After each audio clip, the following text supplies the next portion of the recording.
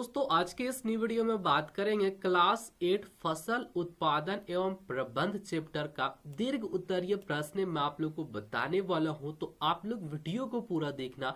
जो आप लोग जैसे कि यहाँ पर क्वेश्चन देख रहे हो, फसल किसे कहते हैं, तो ये जो क्वेश्चन है दोस्तों वो आपके बुक में है, मैंने पीडीएफ बनाया है इसको, तो आप लोग पूरा देखो और क्वेश्चन का आंसर विद पीडीएफ भी लेकर जाओ। पीडीएफ कैसे डाउनलोड करना वो भी मैं आप लोग को वीडियो के आखिरी में बताऊंगा। तो सबसे पहले हम लोग फर्स्ट प्रश्न है फसल किसे कहते हैं, इसके विभिन्न प्रकारों का वर्णन करें।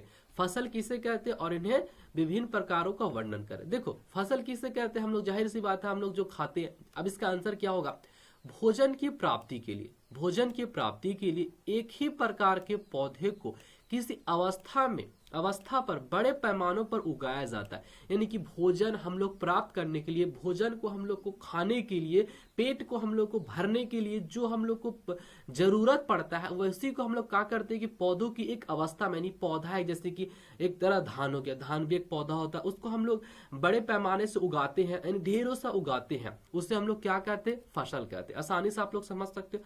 फसल 3 प्रकार के होते हैं। जी हाँ दोस्तों, फसल जो होता है वो 3 प्रकार के होता है। तीनों का डिफिनेशन भी मैं आप लोग को बताऊंगा कि क्या। देखो 3 कौन कौन सा फसल हो गया, पहला खरीफ फसल हो गया, दूसरा रबी फसल हो गया, तीसरा यहाँ पर इसको जायद फसल भी बोलते हैं, इसे ग्रीष्म फसल भी बोलते हैं।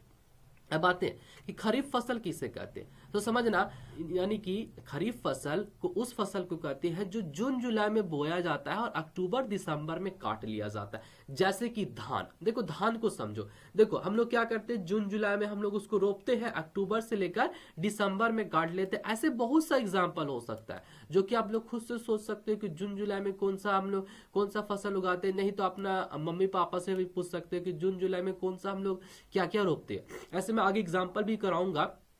दूसरा प्रश्न की ओर चलते हैं, रबी फसल क्या, तो यहां पर आंसर हो जाएगा रबी फसल में, यानी कि यहां पर शॉर्ट में लिख दिया गया कि इन फसलों को शीत ऋतु मतलब अभी का मौसम जहां पर शीत गिरता हो, थोड़ा ठंडा हो, यानी अक्टूबर माह में बोया जाता है और मार्च में काट लिया जाता है। जैसे कि एग्जाम्पल के तौर पे गेहूं को शीत में हम लोग रोपते हैं, यानी कि जब ठंडा होता है, शीत गिरता है।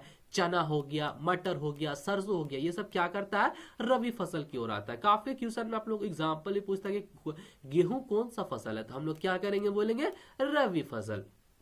वही तीसरा में आते हैं, ग्रीन फसल इसको बोला जाता है। ये थोड़ा सा समझना, थोड़ा सा आप लोग को समझाऊंगा कैसे समझाऊंगा। और इसको जायद फसल बोला जाता है। बोलता है इन फसलों में ग्रीष्म ऋतु में मार्च से जून के माह में बीच में की जाती है। यानी कि इसमें हम लोग ऋतु के बीच में यानी मार्च से लेकर जून के माह में हम लोग इसको बोते हैं। ठीक है, जिस स्थानों पर सिंचाई की अच्छी अवस्था होती है वहां हम लोग करते, जैसे कि वह हो गया धान, मक्का, आलू, ये सब हो गया। ठीक है, अब ये हमारा प्रश्न हो गया। ये इसमें काफी चीजें आते हैं, काफी सब्जियां भी इसमें इंक्लूड है दोस्तों। अगर सब्जी का नाम आए तो आप लोग ग्रीन फसल पे, यानी जायद फसल इसको बोलते हैं, इसको मार लेना। दूसरा प्रश्न की ओर हम लोग बढ़ते हैं। बोलता है खेतों में मिट्टी की तैयारी किस प्रकार की जाती है, यानी कि अगर खेत है उसमें मिट्टी की तैयारी, ठीक है, किस प्रकार की जाती है। बोलता है आंसर उत्तर, यानी कि मिट्टी की तैयारी जुताई करके किया जाता है। मिट्टी की तैयारी किस चीज से किया जाता है, जुताई करके किया जाता है, जिसमें मिट्टी को उलट पलट एवं भुरभुरे किया जाता है। नहीं, आप लोग देखते हो कि हल उल जुतता है तो मिट्टी उलट पलट होता है, भुरभुरे यानी कि छोटा छोटा होता है। अगर खेत में मिट्टी काफी शुष्क और कड़ी है, समझ सकते हो, अगर खेत में कड़ी है तो जुताई से पहले पानी डाल जाता है, पानी हम लोग डाल देते हैं, जिससे हल चलाने में सुविधा होती है। समझ सकते हो, काफी इजी समझ सकते हो। जुताई के बाद मिट्टी को ढेलों को पलट की सहायता से, यानी कि एक कुदाल बोलते हैं, पटल की सहायता से तोड़कर समतल बनाया जाता है, यानी बराबर में बनाया जाता है। इसी प्रकार मिट्टी की तैयारी की जाती है। तो यही हम लोग नेक्स्ट प्रश्न की ओर चलते हैं। बोलता है खेतों की उर्वरकता क्षमता में विरोधी करने संबंधित विभिन्न तरीकों का वर्णन करें। यानी एक सा एग्जाम्पल क्वेश्चन यहाँ पर ये बोल रहा है कि खेतों में अच्छा तरीका से कुछ उत्पादन, जैसे कि हम लोग फसल रोपते हैं, उसको और कैसे बेहतरीन करें। तो यहाँ पे वही है प्रश्न, आप लोग आंसर देख सकते हो। बोलता है खेतों की क्षमता में विरोधी करने की संबंधित विभिन्न तरीकों इस प्रकार है। काफी तरीका, जैसे कि पहला तरीका की ओर अगर हम लोग आते हैं तो बोलता है खेतों की उर्वरक क्षमता में विरोधी के लिए किसान या अधिक मौसम के लिए खेतों में परती छोड़ दिया जाता है। वही बोल रहा है यहाँ पे विरोधी के लिए किसान एक या अधिक मौसम के लिए उसको खेत को परित छोड़ देता है, यानी कि उसको छोड़ देता है, एक साल 2 साल छोड़ देता है ताकि अगला साल कुछ अच्छा फसल हो। वही दूसरा प्रश्न की ओर चलते हैं, बोलता है मिट्टी में पोषक तत्व को पूर्ण प्राप्ति में कई 2 फसल के बीच फलीदार फसल लगाया जाता है, यानी कि 2 फसल उसके बीच एक और फसल लगा दिया जाता है जिससे विरोधी अच्छा होती है। वही तीसरा प्रश्न की ओर चलते हैं, बोलता है खेतों में उपजाऊ बनाने के लिए किसान द्वारा उर्वरक खाद का उपयोग किया जाता है। जाहिर सी बात है कि अगर उसमें खाद डालेंगे थोड़ा सा उसका बढ़ोतरी अच्छा होता है, रिजल्ट भी अच्छा देता है। नेक्स्ट क्वेश्चन की ओर चलते, बोलता है सिंचाई किसे कहते हैं, सिंचाई के विभिन्न तरीकों को वर्णन करें। आप लोग को बताऊंगा सिंचाई किसे कहते हैं, इसका विभिन्न तरीका क्या है और उसको वर्णन करने के लिए बोल रहा है। तो उत्तर है फसलों को पानी उपलब्ध कराने की पंक्ति को सिंचाई कहते हैं, यानी कि फसल को हम लोग जो पानी डालते हैं ना उसी को सिंचाई कहते हैं। उसी तरीका पंक्ति को हम लोग क्या कहते हैं, सिंचाई कहते हैं। सिंचाई कई तरीकों से किया जाता है, जैसे कि आप लोग समझ सकते हो चैन पंप, डेकन हाइट, सभी मतलब सही तरीका से किया जाता है जिसके द्वारा खेतों में जल का उपलब्ध कराया जाता है। इन तरीकों को पालतू जानवरों या मजदूरों द्वारा भी किया जाता है। इसको हम लोग पालतू जानवरों द्वारा और मजदूरों द्वारा भी कराते हैं।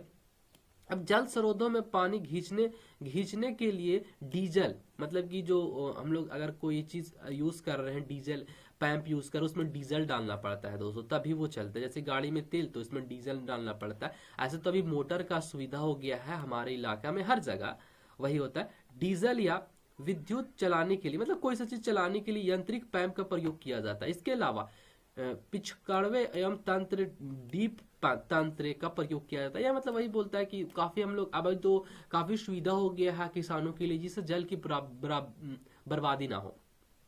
अपना तरह का आंसर आप लोग लिख सकते हो।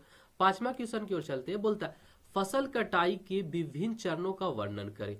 फसल की कटाई कई चरणों से होता है, जैसे कि फसल के तैयार हो जाने पर उसे काटा जाता है, ठीक है, जिसे कटाई कहते हैं, ठीक है। कटाई के बाद एकत्रित फसल के अनाज दोनों को अलग किया जाता है, जैसे कि धान कटा तो निवारी उसमें धान होता है यानी कि बीज होता है, उसको हम लोग अलग करते हैं, अलग किया जाता है, जिसे दैनी और थेसी अनाज, धनी से प्राप्ति अनाज के छिलके शामिल रहते हैं। उन छिलकों को दोनों से अलग करते हैं, जिससे ओसाई करते हैं, यानी कि ओसाई करते हैं ना, दोनों को ओसाते हैं तो धान और उसका जो पूरा होता है या जो भी होता है वो अलग हो जाता है। 6ठा प्रश्न की ओर चलते हैं, बोलता है अनाजों के भंडारण के विभिन्न तरीकों का वर्णन करें, ठीक है। इसका आंसर हम लोग देखेंगे। बोलता है अनाजों के कई तरीकों से किया जाता है, जैसे किसान अपने अनाजों का भंडारण मिट्टी अथवा धातु के बने बर्तनों या भंडार में करते हैं। किसान जूट के बारे में भी अनाज का भंडारण करते हैं, घरों में अनाज का भंडारण करते हैं, यानी कि हम लोग रखते हैं। जैसे कि क्या होता है ना, हम लोग किसान है तो अगले मौसम में, यानी कि जैसे कि अभी धान हुआ, ठीक है, धान हुआ तो अभी धान को हम लोग थोड़ा सा रख लेंगे आगे बुनने के लिए, वही जो धान है उसको बुनने के लिए, बिहन बुनने के लिए रख लेते हैं। तो वही बोलता है कि अनाजों का भंडारण विभिन्न तरीका से कैसे कर सकते हैं, तो हम लोग कर सकते हैं कि किसान ऐसे तरीका से करता है। यहाँ पर इसमें भी थोड़ा सा प्रश्न है, इसको भी देख सकते हो, जो कि इसे मतलब समझ लेना गोदाम में रखा जाता है। या आगे स्टार्ट करेंगे 7 से लेकर शायद 12 या 15 तक है, जो कि पार्ट 2 इसका वीडियो आएगा दोस्तों। तो आप लोग क्या करो, हमारे चैनल को सब्सक्राइब करो, दीर्घ उत्तरीय काफी बड़े बड़े प्रश्न होते हैं, तो हम लोग नेक्स्ट वीडियो में इसका देखेंगे।